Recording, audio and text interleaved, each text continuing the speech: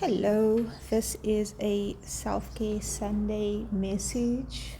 Whether you find this on a Sunday or not, this might be some good advice as to what you need to do for yourself today. And I shuffled deck and the Six of Pentacles fell out, and then my camera did something. So I had to stop the recording, but anyway. The Six of Pentacles is about balanced give and take in the tangible. Right, so there's one person here giving to these two people. So maybe reflect on what the dynamics are with the people around you. And if you are this person and you are receiving from someone else, and if that's always the case, that you are always the one that's taking, receiving, or getting from others, and you're not the one giving, then some sort of balance needs to be found. And if you're this person and you're always giving to multiple people around you, then a balance needs to be found, and you need to get into the energy of receiving. But let's read the message in the book. The Six of Pentacles can point to generosity, sharing, and social justice, but it can also indicate the law of attraction, the synchronicity that means you get what you need as soon as you most need it, as if by magic. So I'm getting the energy of someone needing something, whether that's needing money to pay a bill or fix a car or whatever it is, or needing some sort of resources to get that business off the ground. Someone is in need of something, and it's like you don't know where it's going to come from. You've just sort of been hoping and praying for it. And for someone, this is going to just appear as if by magic. And this kind of happens when you give it up to the universe. Sometimes we need to be in our masculine energy, and we need to make things happen and find the gap, find, just be resourceful and find a way to get it done with what you have. But sometimes it's necessary to get into our feminine energy and give it up to God, give it up to the universe, and allow the universe to bring someone else, something else into your reality that you might need in a way that you might not have been able to imagine or perceive for yourself. Either way, it is a card of gracious giving and receiving rather than excessive abundance. And I feel like there's an emphasis on gracious here. It's giving, not being a spoiled brat. It's giving gratitude for what you receive.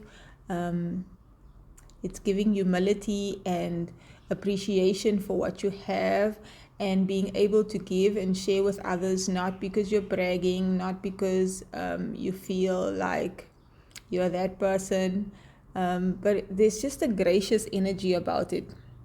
It could even be thought of as the light at the end of the tunnel. So if you have been giving so much of yourself that you are becoming depleted, the universe is going to provide a relief for you. So either someone's going to get cut off from your energy, or someone's going to be blocked off, or something is going to be removed from you so that you don't have to keep giving more and more and more, or you're just going to get the awareness. Or if you're on the other side and nothing's been happening for you, you haven't been receiving, and you really need to receive, the universe is you're going to see the light. This thing's going to happen for you, and you're going to receive in the way that you need, just in the nick of time. Your self-development has seen you through the darkness, and you can now collect your karmic check. So it's possible that if you have been experiencing lack, the Five of Pentacles comes before this, and that's like being left out in the cold, poverty, lack. If you've been in that energy, that time and space might have been necessary for some character development or for some internal or spiritual mental growth, or getting in touch with your emotions in some way, so that you can get into this gracious energy when you start receiving more abundance, so that you can handle whatever material wealth or abundance, or even if it's love, so that you can graciously manage what you do receive in future. So that's the energy of the Six of Pentacles. And the self-care tip for this card is practice asking for help. If you're someone that has a hard time asking for help and you always want to do it on your own, these periods of going without can teach us to gracefully and graciously ask for help and not feel like we are being a burden. Or it can teach you discernment, who to ask and who not to ask, who's trustworthy and who's not. It might just even show you who in your life you thought was dependable and loyal and cares about you, and then when you ask them, they don't want to help you or they choose not to. And then it can show you who the people are that shows up for you when you are having a hard time.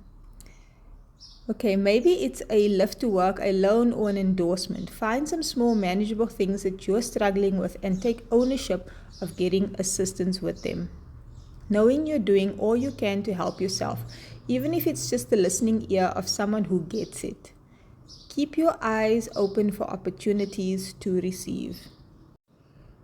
In life, there's always a balancing act happening, and it's always a good idea to check on which side of the scale we are on. If you have a hard time with receiving, then maybe this is a good time to practice asking and to maybe dig deep and find out why it is that you have a difficult time receiving or asking for help. Maybe you've always been shut down in the past when you did ask for help or lean on someone, and maybe there's a lesson there that there are other ways to find help than the ones that you have been accessing before. And if you're on the other side of the scale, and you're always giving, and it depletes you, you need to find ways of creating healthy boundaries, maybe learning to say no,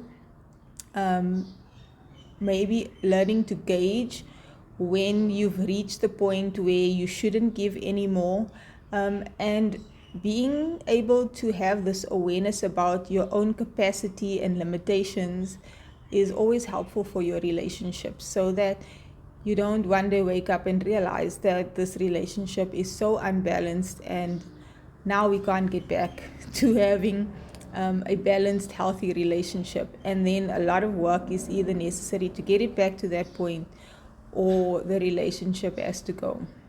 So self-awareness is key. Find ways of finding the balance today.